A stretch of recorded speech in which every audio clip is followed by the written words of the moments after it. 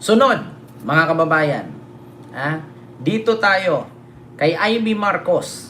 Nako po, mga kababayan. Ano yan, Ken? Kay Amy Marcos at kay Sal Panelo. Ito na. Mga kababayan, ramdam ko na talaga si Sal Panelo babaliktad. Si Pacman nga, nakabili ng bahay sa Amerika sa, Beverly Hills pa. Ano lang naman, ni Pacquiao, boxing. Si Romualdez pa kaya, na mas una pang mayaman kay Pacquiao. Kung tutuusin mas mayaman si Romualdez kaysa kay Chavit Singson. Tandaan nyo yan, mga kababayan. Mas mayaman si Romualdez kaysa kay Chavit Singson. So ngayon, mga kababayan, eto na. Si Sal Panelo, dinipensahan si PBBM. Napanood ko sa programa ni Sal Panelo na dinipensahan niya si PBBM laban sa mga akusasyon ni Amy. Parang nararamdaman ko na. Nararamdaman ko nang babaliktad si Sal Panelo. Hindi ko lang sure. Pakinggan ninyo. Ito, mga kababayan. Si Sal Panelo, mga kababayan, dinipensahan si PBBM. Ito na. Talagang hindi mapagkakatiwalaan. Ito. Sa akin, si Amy Marcos ay zero credibility. With respect, hindi doon sa sinabi niya bilang kapatid.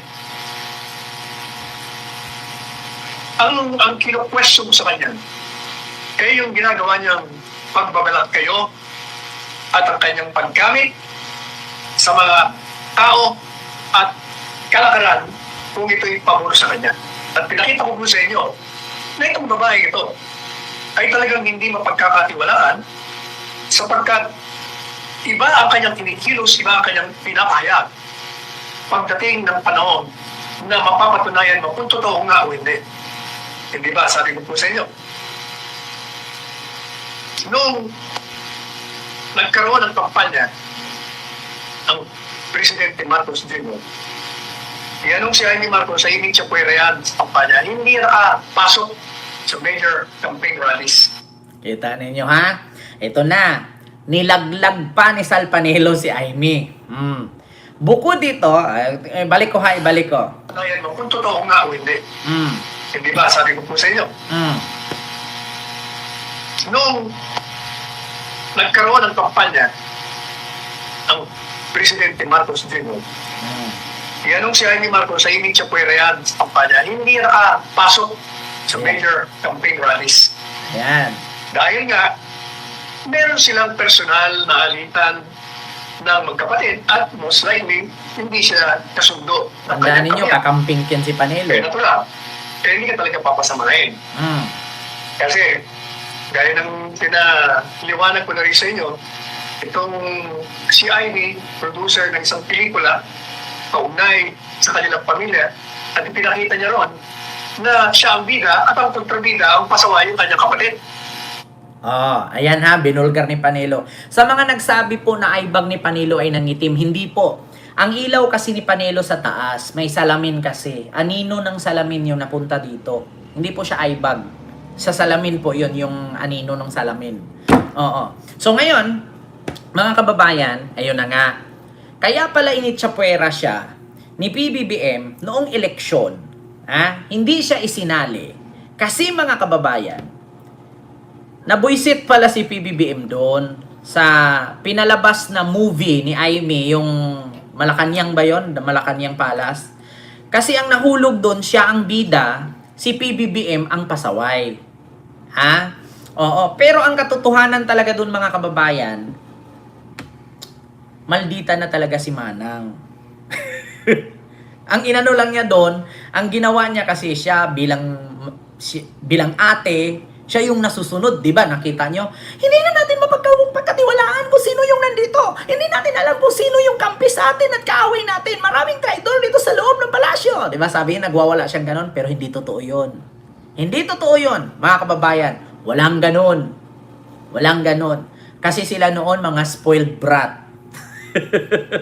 At ang mga balita noon, talagang itong si Amy, inaapi yung kanyang kapatid. Kaya, hindi mapapasinungalingan Mm. at pwedeng kapanipaniwala na may reaction ang kapatid niya, nakabatang kapatid niya, Presidente Marcos Jr. Oh. At kung hindi niya pa kasundo yung kabila, lalo na, talagang hindi ka pa sasamahin. Alright? Madaling sabi, nanalo. Hindi ko siya napasama. Kumbaga, I've already deleted May all the ads lang photos nga, mga manually, so kababayan. why is my storage still full? Diba? Pag yan bumaliktad at Use AI Cleaner. wag na Look at this. pagkatiwalaan Optimize yan. storage. Diba, Chupaeng? Oh. Get rid of your duplicate photos and videos. she did not have the good graces of Malacanang. Mm. Kaya nagsimula siyang patikusin. Mm. Marami siyang mga pahiging, parinig, laban sa kanyang kapatid. Ayan na. Sa administrasyon, yung mga opisyal na mga gawain, pino-conference. Oh. And yet, at the same time nga pala, at the same time, pinapakita niya na siya ay nasa panig ni Day Sara Duterte, Ayan na. kaibigan, at paliliwala siya kay Dan. Ano nangyari? Katakot-takot na batikos ang pinailan lang niya laban sa administrasyon Marcos. Pero nung tumakbo siya ng senador, hindi ba? Sumama siya sa administration ticket ng kanyang kapatid. Diba? Bakit? Kaya sapagkat, delikado siyang hindi manalo, unang doon siya sa oposisyon, walang pera, Mm. walang organisasyon. Mm. Samantalang dito sa administrasyon, bagong halal ang kanyang kapatid, di ba Oh. mo pa? Ah, diba? May pera pa. Oh. So sa madaling salita, si Amy daw namangka sa dalawang ilog. In case na hindi siya manalo dito sa mga DDS, mananalo siya sa loyalista. Oh, ayan na mga kababayan. Kaya sabi nga, sa totoo lang mga kababayan, may GC itong mga DDS. Ngayon, doon sa GC na yan, pinagpipiestahan nila yan si Amy. Sabi nga ni Harry Roque, hoy mangga, lagi mong pagkatatandaan, ang mangga hindi namumunga ng santol. At ang mga local government, mga NGOs, gobernador, mga mayor, pag yung presidente bagong halal, talagang Kakapit lahat. lahat gagawin yan. Oo. Kung anong kagustuhan ng presidente, Oh, pagbibigyan nila. di ba? Kaya sumama siya. Oh. Pero ano nangyari? Dahil nga sa kanyang doblikarang posisyon, Ayan na. nandun yung pro, nandun yung con, di malaman kung sino siya. Oh. Ang tao, nawala ng pagtitiwala sa kanya, kaya bumagsak ang kanyang rating sa mga survey. Mawawala siya doon sa winning candidate sa senatorial. Di ba? Kaya anong ginawa niya? Nung makita niya, naku, delikado ako, Oo. umalis siya sa Unity. Oh. Hindi sa Unity, umalis siya doon sa administration. Ni Marcos. Sa taas, Oh. sa federal, yung partido nila, umalis siya doon. At bumanat siya. Sinabi niya, hindi ako pupunta niya. Dito ako. Dito. Oh, tapos dumikit siya kay Sara. Tapos ang kapal ng mukha ni Amy na sabihin niya na palipat-lipat daw si Lacson para hindi mawala sa pwesto. Putang ina, Amy. Parang kung ako kay Lacson nun, ang lawak ng salamin sa bahay. Wala bang salamin dyan kila Amy? Di ba? Tapos sasabihin niya si Lacson, paiba-iba daw ng partido para manatili daw nasa pwesto. Amy, gawain mo din yan. Hindi lang kay Lacson. Huwag ganon. Tignan sana. So, nakita ko natin, pakita niya, magkasama sila ni Inday. Sinamahan pa siya kung saan. Palagi siya kasama. Palagi siya nakabuntot, nasa tabi. Kasi kinukuha niya, nililigawan niya sa pamamagitan ng public appearances with the Vice President. Na talagang malapit siya. Kaya mga Duterte followers, ito, ayun. Dito tayo. So, nawala siya sa administration party. Pero dahil nga sa kanyang doblikarang personalidad, Ayan sa na. kanyang mga posisyon sa politika, bumagsak ang rating. So, ano ginawa niya? Bilang senador, naglunsad siya ng investigasyon Kay Digong. sa pagka-arestong iligal sa ama ni Inday Sara, si Presidente Duterte. Ayan na. So, nagpakitang gilas na naman siya doon. Oo. Kasi makakatulong yun sa kanyang kampanya. Sa sunod Pero eleksyon. pinuna ko po siya, kung matatandaan nyo, pinuna ko siya sapagkat ang bibig mo ay sinasabi mo ni Inday Sara, friends forever, hindi mo siya iiwanan. Pero nung inaresto si Presidente Duterte, ama ng iyong kaibigang makaligdiw, ano? Mm. Nung siya'y nasa Villamor sa gate na hindi siya makapasok, kasama si Bongbong na senador, di si Presidente ito, abogado pa. Sinasalbahin si Presidente Duterte nung si General Torre de Remulla at kung sino-sino pa. Pati ang Executive Secretary pinusasa nila, si Midaldea. Pati yung si Atty. Delga Tinichera, madaling sabi, na bastos na, nalabag pa ang kanilang karapatan. Mm. Pero itong si Amy Marcos, tumahimik nung araw na yon, March 11. Kasi wala Tumahimik. She was quiet at hindi man... Wala kasi siyang magawa. Kasi bakit? Pag pumunta siya ng Malacanang, masampal siya ni Lisa. Kasi kung naalala ninyo, noong magjowa pa yan si PBBM at si Lisa, ayaw na ni Amy dyan. Umiirap na yung mata niyan.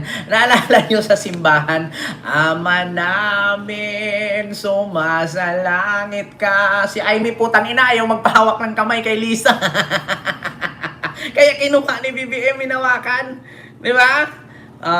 Ganun yan. Ama namin, sumasalangit ka. Eh, nagkataon naging presidente si BBM at naging first lady si Lisa. Huy, yo ka ngayon sa akin. I am very New York. Hindi nila ako afford. Ngayon, asan si Amy ngayon? Nga. Diba? Panahon lang yan eh. Sama namin, sumasalangit ka. Gumaganon si F. Elisa. Saan ako hahawak? Kay Mami Imelda? O kay My Loves BBM? Ayaw naman ni Amy magpahawak sa akin. Pues, darating ang panahon. I am very New York. Naging first lady. Ngayon, hindi siya pinaapak sa Malacanang. Nga ka ngayon dyan, Day. Diba? Continue. Niya inalalaya ng kanyang kaibigan sa Villamor Air Base. Wala siya. Hanggang 1 linggo, tahimik na tahimik. O madaling sabi, nagalit ng taong bayan. Nung makita niya ang galit ng taong bayan, bigla, saka lang siya nagsalita. Saka lang siya naglunsad ng investigasyon na yan. At pumuporma na naman siyang kakampi. So yan. Yan ang kanyang estilo. Pagkatapos, anong nangyari na ngayon? Pero ngayon, meron naman bagong skandalo. Dati wali yan. This time, talagang galit ng tao. Nagkakaisa sila. Iba-ibang layunin. Yung isa, markong suicide. Yung isa naman, transparency, accountability. Yung isa, pasta. Yung namin sa'yo. So, anong posisyon niya? Nakita niya na ang lakas ng panawagan ng paalisin ang pangkasalukuyang pamahalaan at ibalik ang ligasiya ng mga Duterte. Madaling sabi, sa 2028, kung nagkaroon ng halalan, unless na ma-overrun by events, napakalakas ng Sara Duterte at makakabalik ng Duterte sa kapangyarihan sa pamamagitan ni Inday Sara. Naisip na yun ito, Ma'am Brenda, hello po. Babagsak na ang administrasyon ng kapatid ko. Kaya, sali na naman siya. At sinasabi niya, adik yan. Kaya, palpak ang administrasyon, tinag mo itong babae ito. Diba? Ito. Napapansin na kasi yan ng mga ng mga kasamahan ni Sarah, si Amy. Na si Amy parang bola. Bounce dito, bounce doon. Bam, bam, baby yan si Amy. Bam, bam, baby. Bounce kasi yan si Amy. Diba? Nung hinuli daw si Digong, walang ginawa si Amy, tahimik ng ilang linggo. Tapos biglang nagpa-imbestiga, wala namang nangyari. Tapos ngayon, umakyat sa stage ng rally. Bata pa kami ni Bongbong. Ayan na, nagpakitang gilas na naman. Ay, nako. Mga kababayan. Bam Bam Baby kasi. Bam Bam Baby. Bam Bam na si Amy. Tagi na talaga. Alam mo, nilalaro nila yung nilalaro lang ni Amy yung politika. Pero sabi nga ni Bentol po, alam mo, sa totoo lang, Senator Amy Marcos, bago ka dapat manilip ng buhay ng ibang politiko, ay siguraduhin mong malinis ang paligid mo. Kasi senadora ka, pero mas inuna mo yung chismis. Isa kang chismosa. Sabi ni Bintol po, isa kang chismosa. Nakakahiya naman po sa taong bayan, lalong-lalo na dito sa ating mga viewers, ay hinalal ka ng sambayan ng Pilipino para maging senador. Pero mas inuna mo yung chismis kaysa sa gumawa ng batas. Tangina, senadorang chismosa daw. Sabi ni Bintol po. Ayun, binanatan ka ni Sal Panelo. Oh, nalaman yung baho mo. Oh. Nako. Diyos ko. Bitag by Kent. sa our viewers, nais ko lang talagang masabi sa inyo. Grabe talaga. Hinal ka ng taong bayan. Hinal ka. Dapat sa'yo, isa kang senador. Di ba? Hinalal ka ng taong bayan para maging isang senador. Dapat sa'yo, pumasok ka sa Senado, gumawa ka ng batas. Hindi yung pumasok ka sa Senado, mas marami pa yung paggagawa mo ng chismis kaysa sa paggagawa mo ng batas. Di ba, Ma'am Elidel Balseta? Oh, yan ang sabi ni Bintol po. Naya? Rilangit daw. Hindi ko alam yung kay Rilangit Ay, nako. O, diba, mga kababayan? So, yun po yun. O, ngayon, tanungin ko, asaan na naman si Aimee? Diba, tanong natin, nasaan na naman si Aimee? Simula nung umakyat ng stage at sinabing, bata pa kami ni Bongbong. Asaan na naman siya ngayon? Wala na naman. Oh. Ano na naman? Tignan nyo, lalabas yan, magre-react yan sa impeachment ni Sara. Sasabihin na naman niya, alam ko na yan. Kasi bakit? Hinahanda na talaga nila yan. Kasi nga, 2027, ipapakulong na nila si Vice President Sara. Kung may anomalya man, walang lusyutan. Sa COA, tad siya sa confidential fund, ganun yan eh. Kung may anomalya man, walang lusyutan. Talagang maimbestigahan to ng todo-todo. Ay, nako. Biglang lalabas na naman yan. Sasabihin naman ni Aimee, sinabi ko na yan eh. Noon sinabi ko na yan, i-impeach talaga nila si Sara. Magpapabango na naman yan. No? Sasabihin na naman yan dun sa mga DDS na naman yan. Oo, kasi alam ko yan, pinaplano nila. Kaya nga gagawin nilang ombudsman si Boying para ipakulong si Vice President Sara. Tapos yung mga kaalyado haharasin, pati na rin daw ako. Tangin na talaga, alam na alam di ba? Pero asaan na siya ngayon? Kung may anomalya man, walang lusyutan. Talagang maiimbestigahan to ng tudo-tudo. Ay, nako, Mama Jorda. Ma'am Emma Bateco, silo po. So, yun lang ha, mga kababayan, yung ating reaksyon, no, sa mga oras na ito.